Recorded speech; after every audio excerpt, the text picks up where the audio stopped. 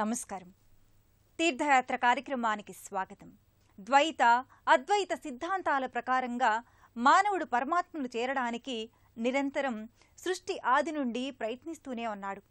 ఈ పరంపరలో మన ఋషులు మహనీయులు చక్కని బాటలు వేసి సంప్రదాయాలను సంస్కారాలను మనకందించారు. ఆ బాటలోనే నాటి నుండి ఈనాటి వరకు సమాజం చెక్కు చెదరకుండా ముందుకు సాగుతోంది. ఆ పరంపరలో భాగంగా ఆంధ్రప్రదేశ్ రాష్ట్రంలోని మాచర్ల పట్టణంలో వేంచేసినటువంటి శ్రీ లక్ష్మీ చెన్నకేశవ స్వామి, శ్రీదేవి భూదేవి సమేతంగా ఆ ప్రాంత ప్రజలను తమ అభయహస్తాలతో అన్ని విధాలుగా కాపాడుతున్నారు. ఈ దేవాలయానికి ఎంతో చరిత్ర, విశేషాలు ఉన్నాయి. మరి ఆ వివరాలేంటో నేటి తీర్థయాత్రలో తిలకిద్దాం.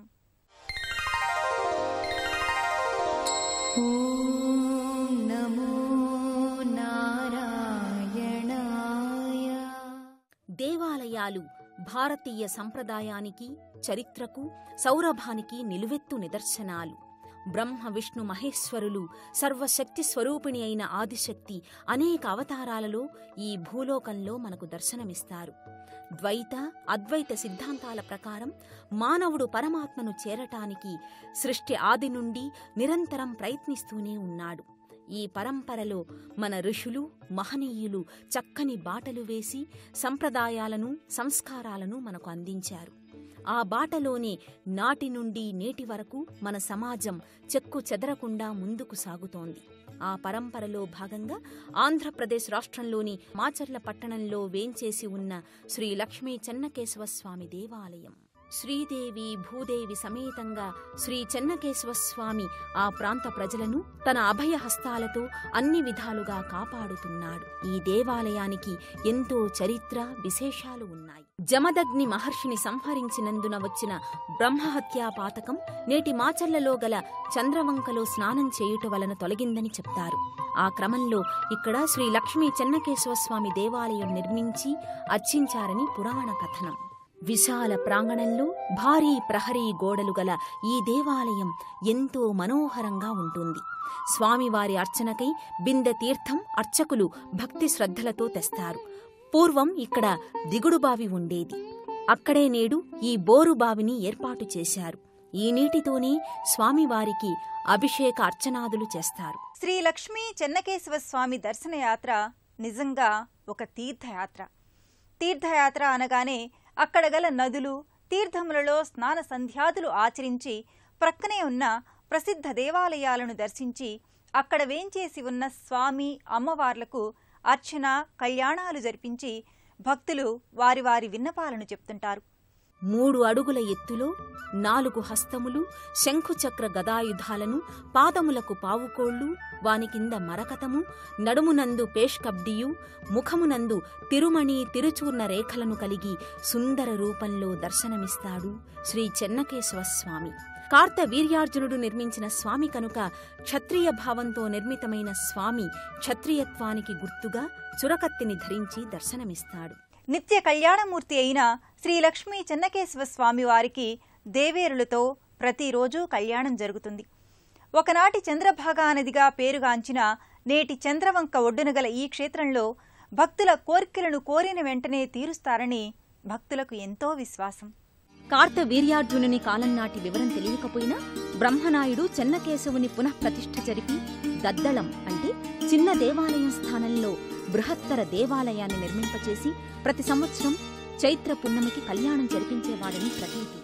వేసవికాలంలో పల్నాడులో పంటకాలం ముగియక ముందు ఈ ఉత్సవాలకు వేల సంఖ్యలో జనం హాజరవుతారు. శాలివాహన శకం 1470 ప్రాంతంలో పల్నాడు ప్రాంతం గోల్కొండ నవాబు తానీషా పాలనలో ఉండేది. ఆ కాలంలో మాచర్లకు సూరపరాజు వెంకటరాయుడు స్థానిక ప్రభువు. వారి చిన్న కుమార్తె చిన్నతనం నుండే చెన్నకేశవస్వామి వారి భక్తి పారవస్యంలో మునిగేదట. ఒకరోజు శ్రీ చెన్నకేశవస్వామి దేవాలయంలో ఆడుకుంటూ గర్భగుడిలోకి వెళ్లి శ్రీవారిలో ఐక్యమైందని చరిత్ర. ఆ రోజు రాత్రి తల్లిదండ్రులకు కలలో కనిపించి తాను శ్రీవారిలో ఐక్యం చెందానని, స్వామివారికి తనకు వివాహం జరపమని చెప్పింది. ఆమె ఆజ్ఞ ప్రకారం దేవాలయంలో స్వామివారి ప్రక్కనే ఒక గుడి నిర్మించి ఆ గుడి ముందు శ్రీ లక్ష్మీ అమ్మవారిని ప్రతిష్ఠించి సంక్రాంతి సమయంలో అమ్మవారికి స్వామివారికి కళ్యాణం జరిపి 5 రోజులు ఉత్సవాలు జరిపేవారు. అప్పటి నుండి శ్రీవారికి సంవత్సరంలో 2 కళ్యాణ మహోత్సవాలు జరుగుతున్నాయి. స్వామివారి గుడి ముందు రాతి స్తంభాలతో కళ్యాణ మండపాన్ని నిర్మించారు. 1999 నవంబర్ 9 నుండి నిత్య కళ్యాణ కమిటీ ద్వారా శ్రీ లక్ష్మీ చెన్నకేశవ స్వామి వారికి నిత్య కళ్యాణం జరుపబడుతున్నది. షోడశ కళానిధికి షోడశోపచారములు జాడతోడని జనను సమర్పయామి, జాడతోడని జనను సమర్పయామి. షోడశ కళానిధికి షోడశోపచారములు జాడతోడని జనను సమర్పయామి, జాడతోడని జనను సమర్పయామి.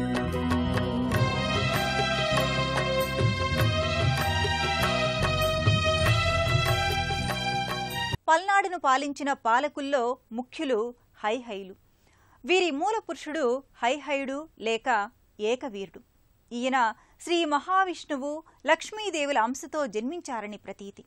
ఈ దేవాలయం పక్కనే ఉన్న శ్రీ వీరభద్రస్వామి ఆలయం ఇక్కడి మరో విశేషం. ఎంతో సుందరంగా మనోహరంగా నిర్మించిన ఈ విశాల ప్రాంగణంలో గల ఆలయాలు అలనాటి పలనాటి చారిత్రక విశేషాలను, స్వామివారి మహిమలను ఎన్నింటినో ఇక్కడ చూడవచ్చు. ఎత్తైన గాలిగోపురం, ఎనలేని శిల్ప సంపదతో పలకరిస్తుంది ఈ గాలిగోపురం. నాటి పలనాటి రాజసం ఉట్టిపడేలా శ్రీ వీరభద్రస్వామి దేవాలయం నిలువెత్తు నల్ల సాలగ్రామ శిలతో తయారు చేసిన వీరభద్రస్వామి ఎంతో సుందరంగా భయం కొలిపే విధంగానూ దర్శనమిస్తారు. మండప రాతి స్తంభాలు లోహ శబ్దాలను పలికిస్తూ వరంగల్లులోని 1000 స్తంభాలను జ్ఞప్తికి తెస్తాయి.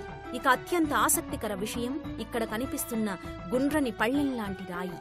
దీనిని ధర్మపీఠం అని పిలుస్తారు. ఈ ప్రాంగణంలో ఎలాంటి దొంగతనాలు జరిగినా, అనుమానితులు నిజం చెప్పకపోయినా ఈ రాతిపై నిలబెడితే నగ్న సత్యాలను వెల్లడింపచేస్తారని ఇక్కడి వారు చెప్తున్నారు. శ్రీ వీరభద్రేశ్వరాలయాన్ని ఆనాటి మాచర్ల కరణంగారు, దేశపాండ్య అని పిలువబడే రామరాజుగారు కట్టించారంటారు. ఈ దేవాలయ నిర్మాణ కాలం సుమారు 1550 నాటిదిగా చెప్తున్నారు.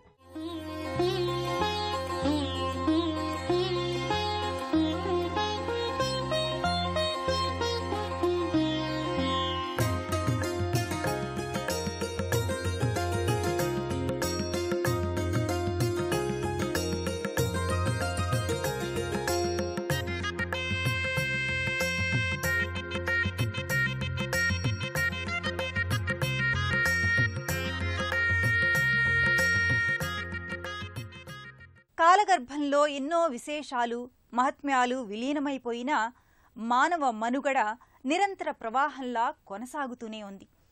ఈ క్రమంలో జీర్ణావస్థకు చేరుకున్న శ్రీ లక్ష్మీ చెన్నకేశవాలయాన్ని తర్వాతి కాలంలో పల్నాటిని ఏలిన ప్రభు బ్రహ్మనాయుడు పునర్నిర్మించారని చారిత్రక ఆధారాలు చెబుతున్నాయి.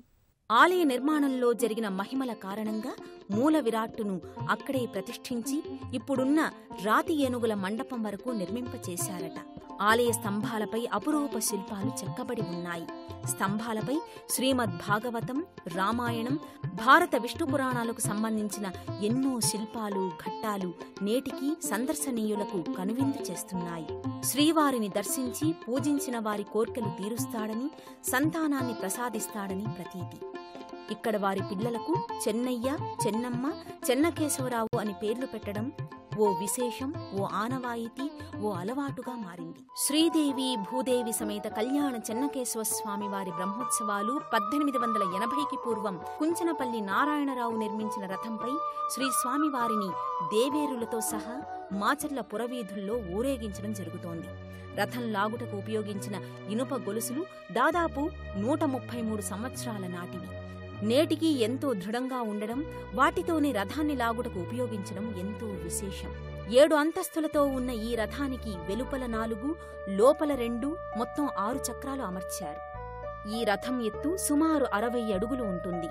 రథ నిర్మాణం జరిగిన నాటి నుండి నిరంతరాయంగా శ్రీ లక్ష్మీ చెన్నకేశవస్వామి వారి రథోత్సవం అత్యంత వైభవంగా కొనసాగుతోంది. ఇచ్చటి ప్రజలు శ్రీ స్వామివారి రథాన్ని లాగడం ఎంతో పుణ్యకార్యంగా భావించి భక్తి శ్రద్ధలతో రథోత్సవాన్ని జరుపుతారు.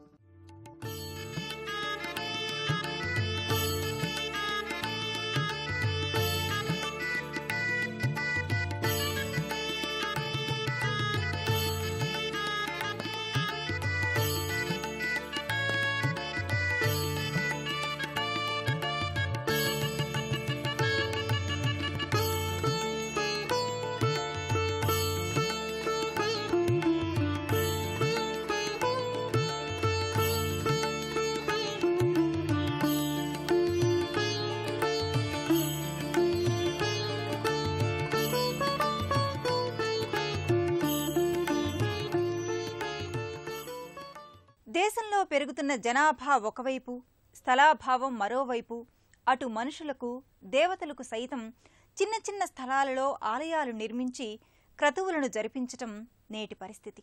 కానీ భారతీయ సంస్కృతి సౌరభాలకు నిలయాలు, నవనాడులుగా విలసిల్లిన ఇలాంటి గొప్ప దేవాలయాలను అటు ప్రభుత్వం, భక్తులు, ఆస్తికులు ఇలాంటి మహాక్షేత్రాలను వైభవంగా తీర్చిదిద్ది భారతదేశ సనాతన వైభవానికి మరొకసారి నడుం బిగించి కృషి చేయవలసిన అవసరం ఎంతో ఉంది. శాలివాహన శకం 1566 త్రిపురాంతకపుర నివాసులు పాలుట్ల ఓబన్న గారు గుడి ముందు ఉన్న ఈ ఎత్తైన రాతి ధ్వజస్తంభాన్ని ప్రతిష్ఠించారు. నిర్మాణ సమయంలో పైభాగంలోని కొంత భాగం విరిగిందట. ఆ విరిగిన భాగాన్ని దేవాలయ ఆవరణలో గల ధ్వజస్తంభం పక్క భాగంలో ప్రతిష్ఠించారు. దీనిని కప్పస్తంభంగా పిలుస్తారు. దీని చుట్టూ ప్రదక్షిణలు చేస్తే కోరిన కోర్కెలు తీరుతాయని భక్తుల విశ్వాసం. తీర్థయాత్రకు వచ్చిన భక్తులు చారిత్రాత్మకమైన ప్రదేశాన్ని, ఆధ్యాత్మిక ఆలయాన్ని సందర్శించారని సంతృప్తులవుతారు. ప్రశాంతంగా స్వామిని సేవించి భక్తి పారవస్యంతో తమ కోర్కెలు నెరవేర్చుకొని శ్రీ లక్ష్మీ చెన్నకేశవ స్వామి కృపకు పాత్రులై ధన్యతనొందుతారు.